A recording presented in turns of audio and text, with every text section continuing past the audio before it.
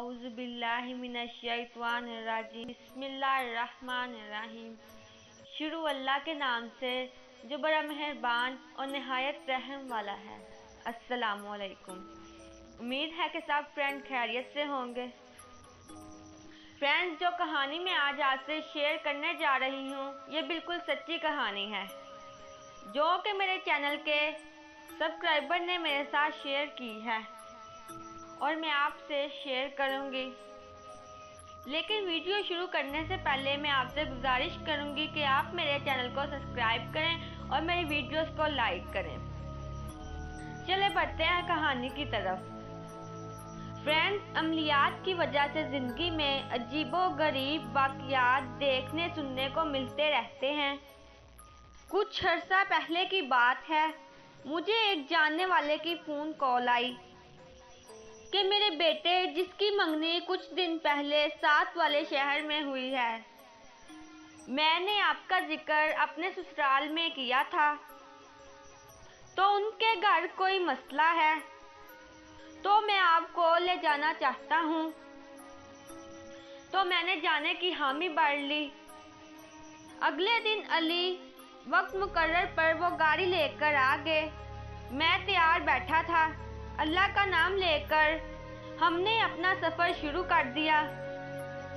सफ़र शुरू होते ही हालो अहवाल के बाद वो कहने लगे कि मसला ये है कि मेरी बहू की बड़ी बहन है, काफ़ी सालों से उसे असेब है, उसी के लिए हम जा रहे हैं।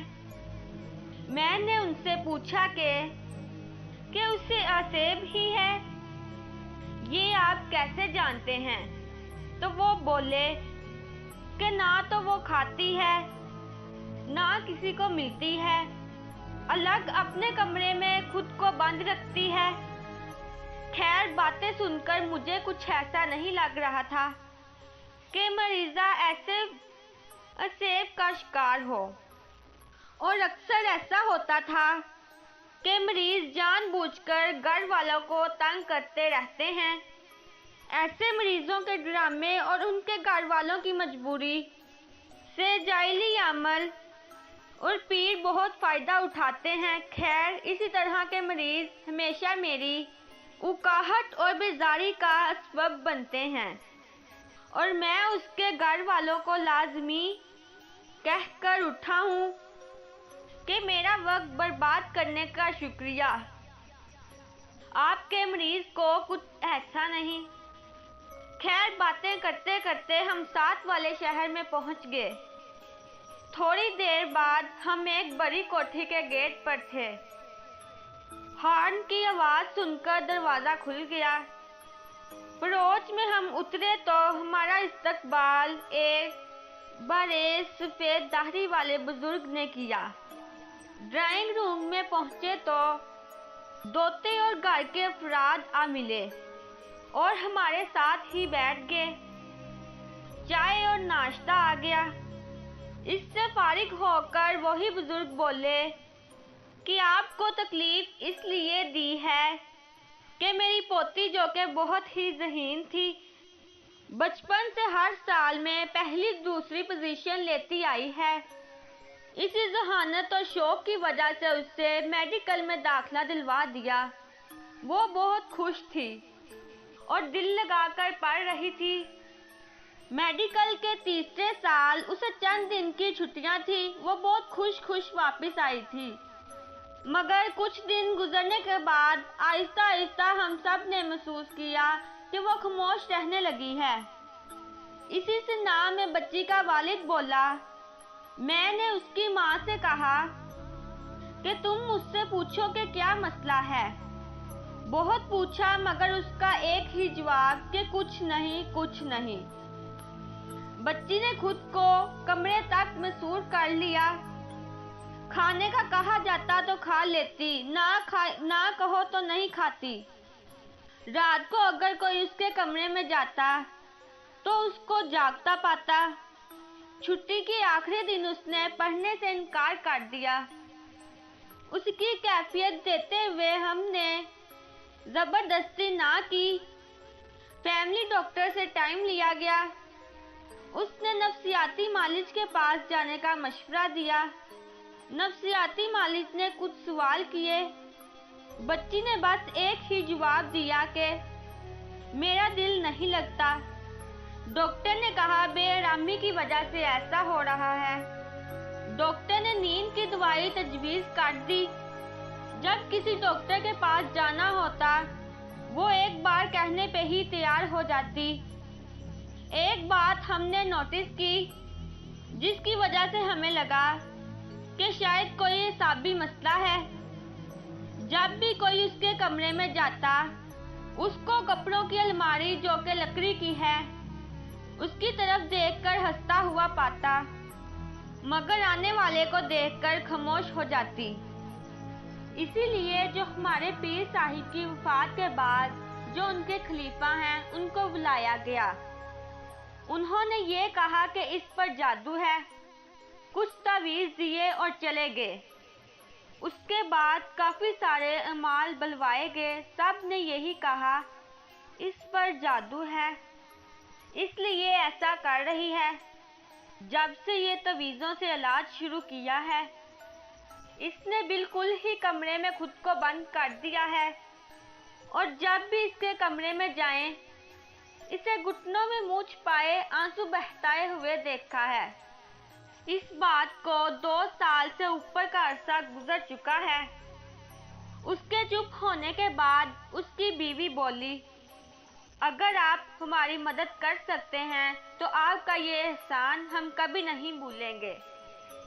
میں نے ایک کاغذ پینسل منگوانے کو کہا اور بچی کا مکمل حساب کر کے دیکھا۔ نہ تو کوئی نفسیاتی بیماری نکلی اور نہ ہی جادو ٹونا نکلا، تو آسیب کا اثر۔ میں نے ان سے کہا کیا مجھے مریضہ کے پاس کمرے میں لے چلیں؟ بچی کے دادا اور والد مجھے ساتھ لے کر بچی کے کمرے تک پہنچے۔ اس کے والد نے کمرے کا دروازہ کھولا اور اندر داخل ہو کر مجھے اندر آنے کو کہا۔ میں اندر داخل ہوا۔ میری نظر بیڈ پر گھٹنوں میں منہ چھپائی بیٹھی لڑکی پر پڑی۔ میں نے سلام کیا تو لڑکی نے منہ اوپر اٹھایا، میری طرف دیکھ کر سلام کا جواب دیا اور سیدھی ہو کر بیٹھ گئی۔ بیڈ کے حص رکھے صوفے پر بیٹھنے کے بعد میں نے کہا بیٹا کیسی ہو آپ؟ وہ بولی میں ٹھیک۔ اس کا منطق سا جواب سن کر میں نے کہا مجھے یہاں اس لیے بلوایا گیا ہے کہ میں یہ جان کر بتا سکوں کہ آپ کو مرض لگ گیا ہے۔ 2 سال سے آپ نے خود کو لگ تھل کر لیا ہے، پڑھائی بھی چھوڑ دی ہے، سب آپ کی وجہ سے پریشان ہیں۔ مجھے تو لگتا ہے آپ خود پریشان اور اداس ہیں۔ وہ بولی انکل آپ نہیں جان سکتے کہ میں کیوں پریشان ہوں، اور نہ ہی آپ میری اداسی کی وجہ جان سکتے ہیں۔ میں نے کہا اگر میں اداسی کی وجہ تھوڑی سی بتا سکوں تو کیا آپ مجھے اپنا سارا حال بتا دیں گی؟ اس نے کہا جی بتا دوں گی۔ لڑکی کے دادا اور والد دونوں خاموش بیٹھے گفتگو سن رہے تھے۔ لڑکی میری طرف سوالیہ نگاہوں سے دیکھ رہی تھی۔ میں نے کہا کہ نہ تو آپ کو کوئی نفسیاتی مسئلہ ہے اور نہ ہی تعویذ، مسئلہ یہ ہے کہ آپ نے کسی ایسی مخلوق کو دیکھ لیا ہے جو بلائی نہیں پائی جا رہی۔ میری بات سن کر لڑکی چونک گئی اور رونے لگی، اور میں نے اس سے کہا کہ میں اس وقت ہی کچھ کر سکتا ہوں جب تک مجھے ساری بات کا پتہ چلے گا۔ لڑکی نے کہا میں جب چھٹیوں میں واپس آئی تو گھر والے سے مل جل کر اپنے کمرے میں آ کر کچھ سامان رکھنے لگی تو کمرے میں سے اچانک بہت پیاری اور مسحور کن خوشبو پھیل گئی۔ میں حیران ہو گئی کہ یہ خوشبو کہاں سے آ رہی ہے۔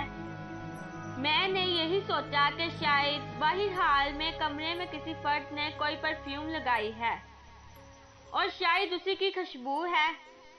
کچھ دیر بعد خوشبو کا آنے کا احساس ختم ہو گیا۔ میں نے شاور لیا اور کچھ دیر سونے کی کوشش کرنے لگی۔ आंखें बंद किए कुछ ही देर गुजरी होगी कि मुझे एहसास हुआ कि कमरे में कोई है जो मुझे देख रहा है। मैंने आंखें खोलकर देखा तो कोई नहीं था। मैं सो गई। शाम को अम्मी ने उठाया। मैं फ्रेश होकर बाहर हॉल में चली आई। मैंने भाई से पूछा कि आपने कौन सा परफ्यूम लगाया था। उसने जवाब दिया, आज तो कोई नहीं लगाया। बहन से पूछा, दादा अब्बू से पूछा, शायद उन्होंने कई अतर लगाया हो, मगर सब ने इनकार कर दिया। रात का खाना वगैरह खाकर मैं जल्दी उठकर अपने कमरे में आ गई। मैंने अलमारी खोली और अपने कपड़े बैग से निकालकर अलमारी में रखने लगी कि अचानक दोबारा वही खुशबू कमरे में फैल गई। मैं हैरान थी कि ये खुशबू कहाँ से आ रही है। इतनी मशहूर खुशबू मैं बता नहीं सकती। मैं बैठ गई और आराम आराम से नाक से सांस लेने लगी। मेरा दिल चाह रहा था कि मैं इस खुशबू को अपने अंदर समा लूं। आहिस्ता आहिस्ता थोड़ी देर बाद खुशबू आना बंद हो गई। मैं उठी और कपड़े अलमारी में दोबारा रखना शुरू हो गई। कपड़े रखकर मैं वापस मुड़ी तो मेरी नज़र बेड पर पड़ी। उस पर एक तयशुदा कागज़ पड़ा था। मैंने वो खोला तो उस पर अस्सलामुअलैकुम लिखा था। मैं हैरान थी कि ये कहाँ से आया है। मैंने कमरे में पड़ी डस्टबिन में फेंक दिया। कुछ देर मसरूफ रहने के बाद मैं सो गई। रात के किसी पहर मेरी आँख खुल गई। मैंने रुकावट बदली और रुकावट बदलते ही मेरा हाथ एक कागज़ पर पड़ा। मैंने उठकर देखा, लाइट जलाई और कागज़ खोला। उस पर लिखा था, आपने इस्लाम का जवाब भी नहीं दिया और उसे रद्दी समझकर फेंक भी दिया। मैं ये पढ़कर हैरान परेशान थी। मुझे याद था कि उस सब के दौरान मेरे कमरे में कोई नहीं आया था। अचानक मेरे नाक से वो मखसूस खुशबू टकराई। मेरे लिए ये सब बहुत अजीब था। अचानक मेरी नज़र मेरे पाँव के पास पड़ी और एक कागज़ पर पड़ी। मैंने वो उठाया। उस पर लिखा था, ये सब आपके लिए परेशान कुन है, मगर मैं आपसे बात करना चाहता हूँ। मुझे आप अच्छी लगती हैं। मेरी हैरानी अब तजस्सुस में तब्दील हो रही थी। मेरी जगह कोई और होता तो शायद अब तक कमरे से डरकर भाग चुका होता, मगर वो खुशबू ऐसी मेरे दिलो व दिमाग को महसूस कर रही थी कि मुझे खौफ व एहसास तक ना था। मैंने कहा, आप कौन हैं? मेरा इतना कहना था कि एक और कागज़ में झोली में आ गिरा। उस पर लिखा था, आपका खादिम। मैंने कहा, मेरे सामने आ। और एक कागज़ मेरी झोली में आ गिरा जिस पर लिखा था, नहीं आ सकता। मुख्तसर ये मेरी और उसकी सारी रात इसी तरह बात होती रही। उसका कहना था कि वो एक जिन है और उसे मेरी आंखें और बाल बहुत प्यारे लगते हैं। जब सुबह हुई तो वो ये कहकर चला गया कि जल्दी वापस आता हूँ। वो तो चला गया और साथ ही खुशबू भी, और मुझे यूँ लगा जैसे मैं अकेली रह गई हूँ। फिर वो 2 दिन नहीं आया। उन 2 दिन बहुत बेचैनी रही। मुझे कुछ अच्छा ना लगता था। जब 2 दिन बाद मेरे कमरे में खुशबू फैली तो मुझे यूँ लगा जैसे वो कल कायनात की खुशबू मिल गई हो। मैं जब भी बोलती, जो सवाल करती, उसका जवाब मुझे कागज़ पर लिख मिल जाता। मेरी एक ही तकार होती थी कि मैं आपको देखना चाहती हूँ, और उनका एक ही जवाब कि ऐसा मुमकिन नहीं। मैं उस दौरान कमरे तक ही महदूद रह गई थी। जब वो मौजूद होते तो मैं कमरे को बंद कर देती थी। जब वो चले जाते मैं उनकी बातों को याद करके खोलती देखती। जब उनका कोई कागज़ मुझे मिलता, उससे पहले वाला कागज़ गायब हो जाता। एक दिन मुझे कागज़ पर लिखा मिला कि तुम्हारे घर वाले तुम्हारे कमरे तक महदूद होने की वजह से परेशान हैं और वो तुम्हें डॉक्टर के पास ले जाना चाह रहे हैं। वो तुम्हारा जो इलाज करवाएं खामोशी से करवा लेना। मैंने हामी भर ली। एक दिन मैंने उसे कहा, आपको मेरी कसम मेरे सामने आए। तो मुझे जवाब मिला, अगर मैंने ऐसा किया तो 2 मुश्किलें बन जाएंगी।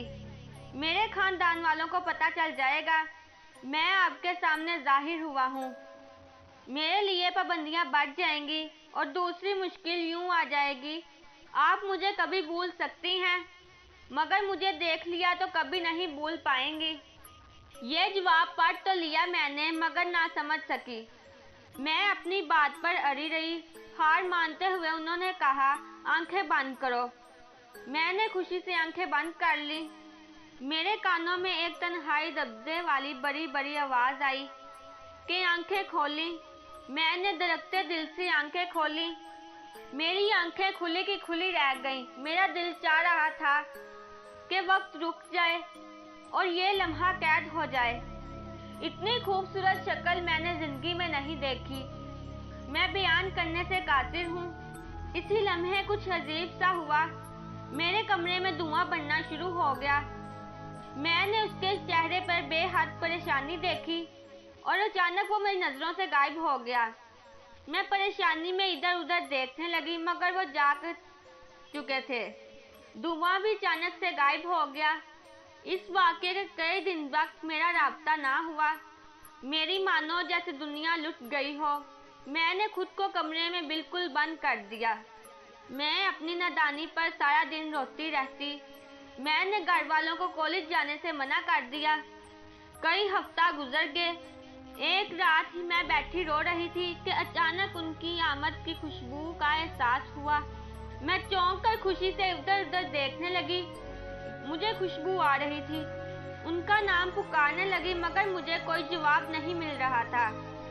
कई मिनट गुजर गए। अब मेरी खुशी बेचैनी और परेशानी में बदल चुकी थी। मैं काफी देर उनका नाम लेकर पुकारती रही मगर जवाब ना मिला। अब अचानक खुशबू का एहसास आना कम हो गया। खुशबू तो आ रही थी मगर बहुत कम। अचानक मेरी नजर बेड के साइड टेबल पर पड़ी। वहां पर एक कागज पड़ा था। मैंने जल्दी से उसे उठाकर खोला।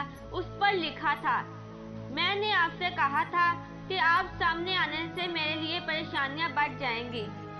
मेरी कौम को उसी वक्त मेरी इस हरकत का पता चल गया था।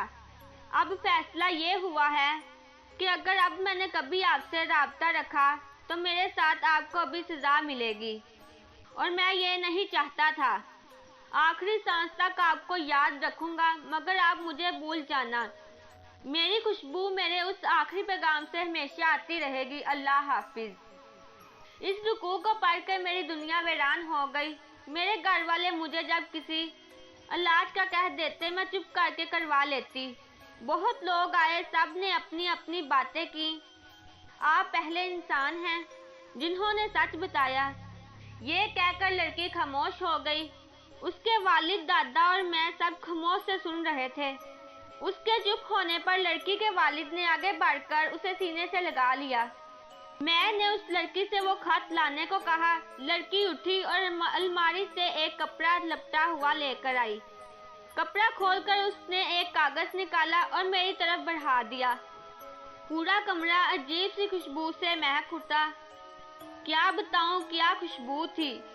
खुशबू ने दिमाग तक मुअत्तर करके रख दिया। इतना अरसा गुजरने के बाद भी खुशबू कागज से हटी ना थी। खुशबू की सहरनगी में मैंने वो कागज खोल कर पढ़ा जिस पर हूबहू वैसी ही तहरीर थी जैसे लड़की ने बताया था। मैंने खत पढ़कर कागज वापस लड़की को दिया और कहा कि इस मसले का एक ही हल है कि ये वाकया आपको इतना ही याद रह जाएगा जैसे बचपन में एक हसीन याद, और आप नॉर्मल जिंदगी की तरफ लौट आएं। मुख्तसर ये कि कुछ दिन उस बच्ची का रूहानी इलाज किया गया। अल्लाह पाक का करम हुआ, बच्ची की तबीयत आहिस्ता आहिस्ता ठीक हो गई। उस वाक़ये के कुछ हफ्ते बाद बच्ची मुझे कॉल आई। उसने कहा कि आज अपने अब्बू के साथ नहरपुर जाकर वो खत बहा दिया। मुझे ये सुनकर बेहद खुशी हुई। अब उस लड़की की शादी हो चुकी है और वो अपने खानदान के साथ बहुत खुश है। एक बात बताता जाऊं, आज तक वो खुशबू नहीं भूल सका, ना भूल पाऊंगा। फ्रेंड्स, अगर आपको मेरी वीडियो अच्छी लगी है तो आप मेरी वीडियो को लाइक करें और कमेंट में बताएं कि मेरी वीडियो कैसी थी। और भी कुछ ऐसे वाक़यात हैं जो मैंने सुन रखे हैं और मैं आपसे ज़रूर शेयर करूँगी। अगर आप मेरी वीडियो में इंटरेस्ट रखते हैं तो आप मेरे चैनल को सब्सक्राइब करें تاکہ میری ساری ویڈیوز آپ تک پہنچ سکیں۔